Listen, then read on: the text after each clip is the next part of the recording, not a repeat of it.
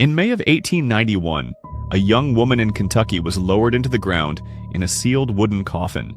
A few days later, her husband ordered the grave reopened. What he found inside changed how an entire generation thought about death.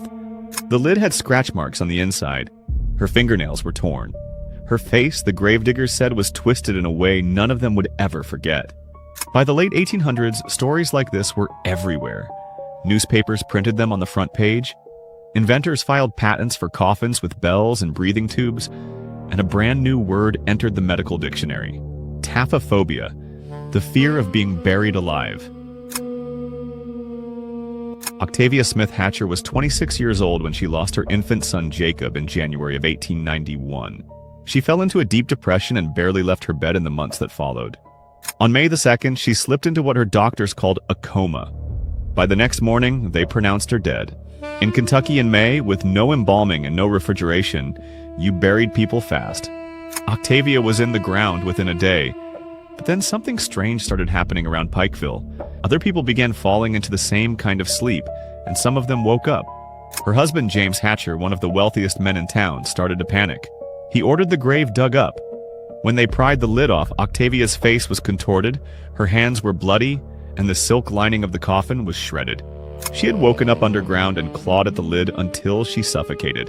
Historians now believe a tsetse fly may have spread a sleeping sickness through the area that mimicked death almost perfectly. James was destroyed. He commissioned a life-sized marble statue of Octavia and placed it directly over her grave, facing the town. It's still standing in Pikeville today, and locals say her expression slowly changed over the years. Essie Dunbar was 30 years old, living in Blackville, South Carolina, when she had a severe epileptic seizure in 1915. By morning, the local doctor declared her dead. Her sister lived in a town several hours away and begged the family to wait so she could say goodbye.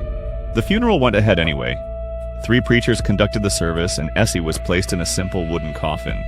They had already lowered her into the grave when her sister's car finally pulled up. The family asked the gravediggers to pull the coffin back up so she could see Essie one last time. They unscrewed the lid.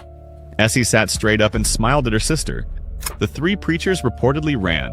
One of them broke his leg jumping into a ditch. The mourners scattered. Essie just climbed out and walked home. She lived another 47 years. The same doctor who pronounced her dead in 1915 was apparently still practicing when she finally died. For real this time, in 1962. By the middle of the 1800s, stories like Octavia's and Essie's had inventors racing to the patent office. The result was one of the strangest categories of invention in modern history, the safety coffin. The most famous was patented by Franz Vester in 1868. A narrow tube ran from the coffin up to the surface, with a ladder inside, a bell on top, and a small window so passing mourners could check on the corpse's face. Other designs had breathing pipes packed with chemicals to detect decay. Some used a string tied to the deceased's wrist that would ring a flag and bell above ground if they so much as twitched. Wealthy families hired graveyard watchmen to sit by fresh graves through the night, listening for any sound from below. In Germany, entire waiting mortuaries were built where bodies lay for days with strings tied to their fingers, attached to an alarm system. There's no fully confirmed case of one of these bells ever saving a life. But the patents kept coming well into the 20th century. The fear was that real. To understand why this kept happening, you have to understand how a doctor in 1850 actually diagnosed death. They held a mirror to your mouth. They felt for a pulse with their fingers. That was basically it. Catalepsy was the big problem. It's a condition where the body goes rigid, breathing slows to almost nothing, and the pulse becomes nearly impossible to feel. To an exhausted country doctor, it looked exactly like death.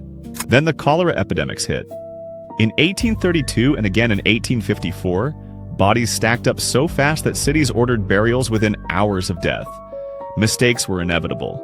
In 1822, a young woman named Victorian was buried in a French village after a sudden illness. Her former lover, a journalist named Julius, came to mourn at her grave a year later.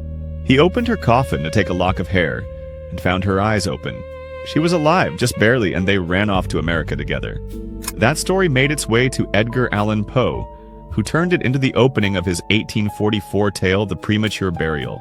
Poe had taphophobia himself, and he insisted his bedroom door always be left unlocked in case he was mistakenly pronounced dead. By 1896, the fear was organized. A man named William Tebb founded the London Association for the Prevention of Premature Burial and collected over 219 documented cases of near misses, plus 149 actual live burials. You'd think modern medicine ended all of this. It didn't. In 1937, a teenager named Angelo Hayes was thrown from his motorcycle in the French village of Saint-Quentin-de-Chalais and pronounced dead at the scene from a massive head injury. He was buried 2 days later, but because his family had taken out a large life insurance policy on him just weeks earlier, an inspector ordered the body exhumed to confirm the cause of death. When they opened the coffin, Angelo's body was still warm. He'd been in a deep coma the entire time, his slow breathing using up just enough air to survive. He woke up in a hospital and lived for decades after. In February of 2014, a Brazilian woman named Rosângela Almeida dos Santos was pronounced dead in Riacho das Almas and buried in a sealed casket. Her niece had a dream that night that her aunt was alive in the grave and clawing at the wood. The family had the grave reopened 11 hours after the burial. Rosângela's nose was bleeding and her body was warm. The pharmacy that had supplied her oxygen tank confirmed there had been a misdiagnosis. She didn't survive, but she had clearly been alive when they put her in the ground. In June of 2020, in Babahoyo, Ecuador, a 74-year-old woman named Bella Montoya was pronounced dead from a suspected stroke.